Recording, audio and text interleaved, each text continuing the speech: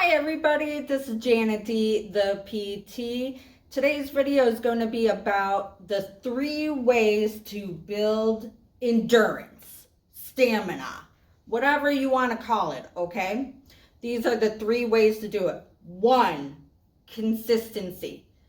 I don't care what you do, just get started and keep going, okay? Doesn't matter if you power through or if you're just riding the bike. Just getting started and being consistent is the first step.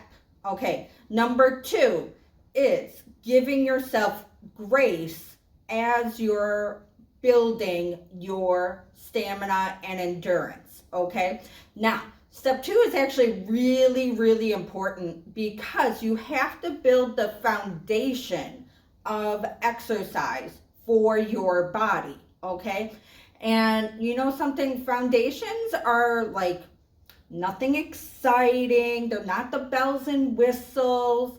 There's no big prize. But if you don't have a strong foundation, everything else is going to fall apart. Okay? And the third step to building your endurance, stamina, all that jazz, okay? The third step is to keep it simple. Okay, you don't need a crazy amount of equipment in order to build your endurance.